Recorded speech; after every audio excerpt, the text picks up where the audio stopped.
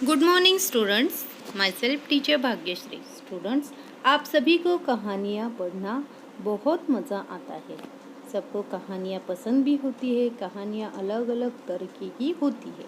बच्चों, कुछ कहानियाँ डरावनी भी होती है। इस पिक्चर को देखकर आपको लग रहा है कि कहानियाँ डरावनी भी होती है। बिल्कुल इसी तरह से कहानियों के कुछ बुक्स भी होते हैं जिनमें बहुत सारी कहानियाँ यानी कि स्टोरी होती है। ऐसे बुक भी हम पढ़ते हैं। स्टोरी से हम एक दूसरों की सहायता करना जानते हैं। हम सभी भारतवासी एक ही है, यह भी हम स्टोरी से ही सीखते हैं। मेहनत लगान करना सबसे इम्पोर्टेंट है, यह भी हम स्टोरी से सीखते हैं। इस परी को देखकर हमें परी की कहानियाँ भी अच्छी लगती है। हाँ, अब इस चित्र को ध्यान से देखो। इस चित्र को देखकर क्या नजर आ रहा है? गॉड, आपको गिफ्ट मिल रहा है। यह जो गिफ्ट बॉक्स है इसे ही हम उपहार कहते हैं। बच्चों, हमें अगर किसी ने गिफ्ट दिया तो हम बहुत खुश हो जाते हैं। इसी तरह से इस गिफ्ट के बारे में ही आज हम जानकारी लेंगे। गिफ्ट यानी उपहार, हिंदी में इसे उपहार कहते हैं। चलो बच्चों, अब हम उपहार कहानी पढ़ते हैं। एक गांव में ऋत्विक नाम का लड़का रहता था। वह बहुत गरीब था। गांव के पास पुस्तक मेला लगा था। उसने माँ से कहा, मैं भी मेला देखने जाऊंगा। उसकी माँ बोली, देखो, घर में कोई बड़ा नहीं है, तुम अकेले कैसे जाओगे इतनी दूर? बेटा, मेला देखने की जिद छोड़ दो, चलो दूध पी लो। अपनी माँ की बात सुनकर ऋत्विक उदास हो गया और एक पेड़ के नीचे जा बैठा। बच्चों देखो, इस कहानी में ऋत्विक नाम का एक लड़का है। उसके गांव के पास पुस्तक मेला, बुक फेयर लगा हुआ था और ऋत्विक यह देखने जाना चाहता था, पर घर में कोई बड़ा न होने की वजह से वह माँ को पूछकर भी माँ ने उसे मना कर दिया था। इसलिए ऋत्विक थोड़ा सा नाराज हो गया था। माँ ने कहा कि घर में कोई बड़ा नहीं है तो तुम क्या करो, जिद छोड़ दो, यानी कि तुम अकेले नहीं जा सकते हो, तुम छोटे हो ना। इसीलिए बच्चों, आप सभी भी ऐसे अकेले बाहर घूमना बिल्कुल अच्छी बात नहीं है, क्योंकि आप सब छोटे हो। जब आप बड़े हो जाओगे तब आप अकेले जा सकते हो। तो माँ ने कहा कि चलो अब तुम क्या कर लो, दूध पी लो। माँ की यह बात सुनकर ऋत्विक उदास हो गया। उदास यानी नाराज हो गया, नर्वस हो गया वह, और एक पेड़ के नीचे जा बैठा। पेड़, ट्री।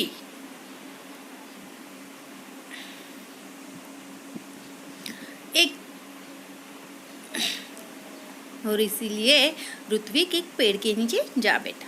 अचानक उसकी दृष्टि दूर पेड़ों के पीछे गई, जहाँ बहुत तेज रोशनी थी। वह उठकर वहाँ गया। वहाँ सुनहरे पंखों वाली एक परी खड़ी थी। ऋत्विक ने हैरान होकर उस परी से पूछा, तुम कौन हो? वह बोली, मैं परी हूँ, लेकिन तुम यहाँ उदास क्यों बैठे हो?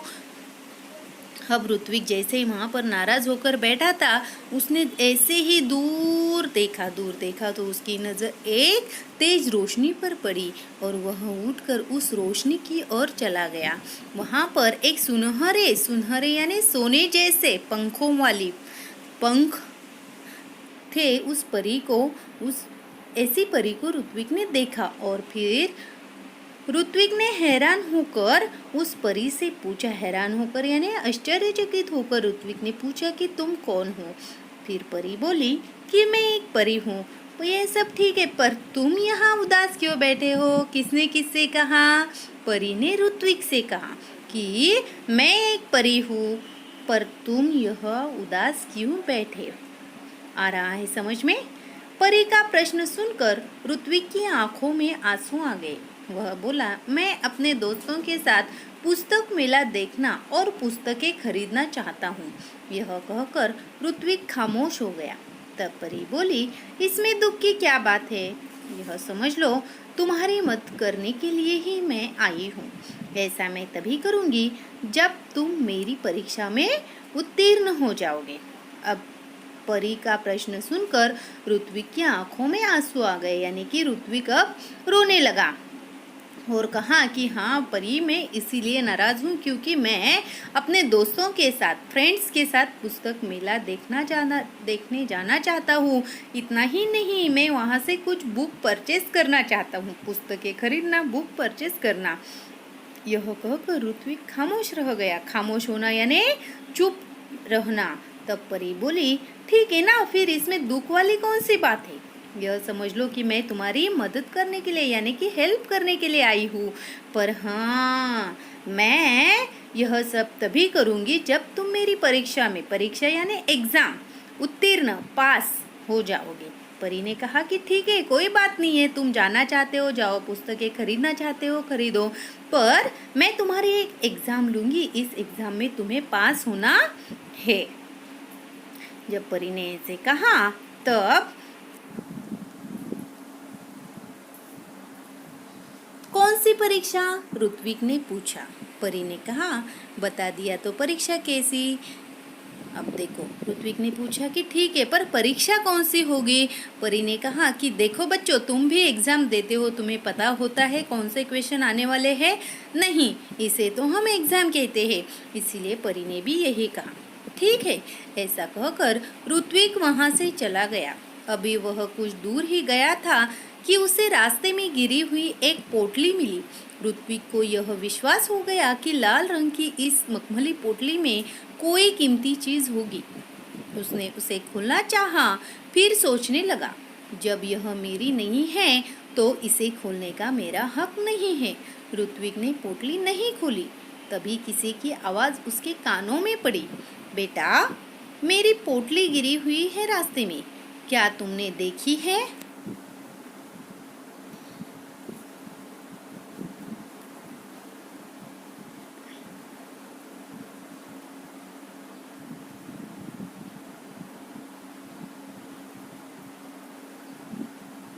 अब परी ने जब ऋत्विक को एग्जाम देने के लिए, परीक्षा देने के लिए कहा तो ऋत्विक तैयार हो गया। ऐसा कहकर ऋत्विक वहां से चला गया।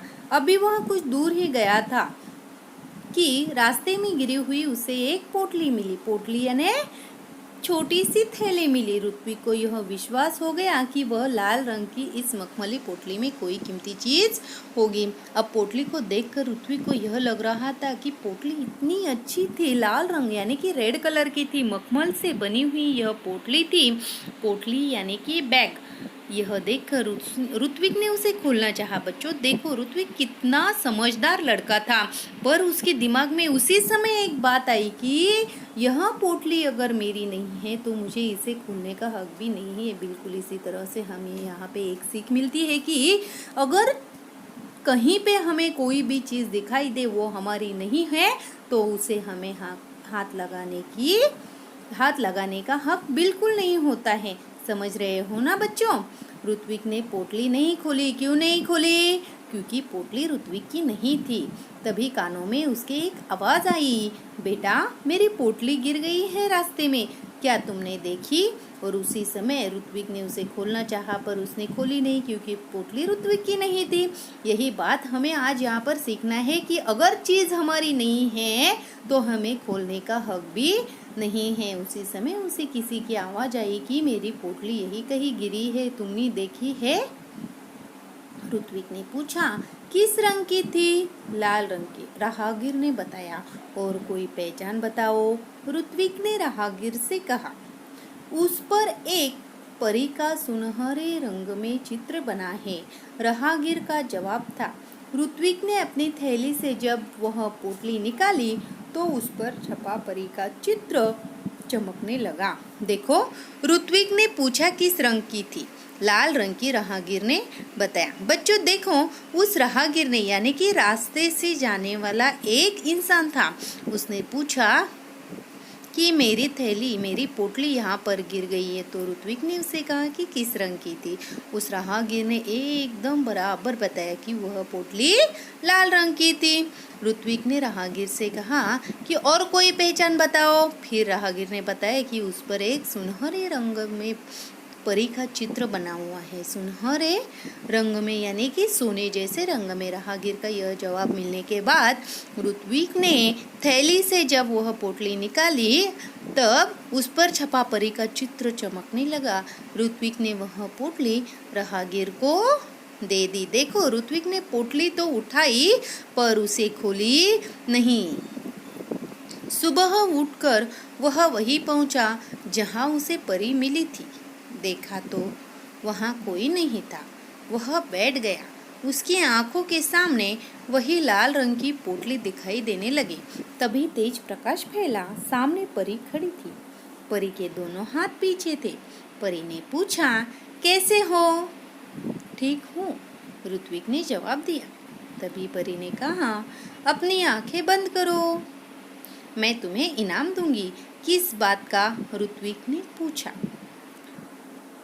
देखो बच्चों, फिर अब ये होने के बाद सुबह उठकर ऋत्विक बिल्कुल माँ से नाराज होकर जिस पेड़ के नीचे जा बैठा था वहीं पर आज भी जाकर बैठ गया जहाँ उसे परी मिली थी। उसकी आंखों के सामने वही पोटली लाल सुनहरे रंग की।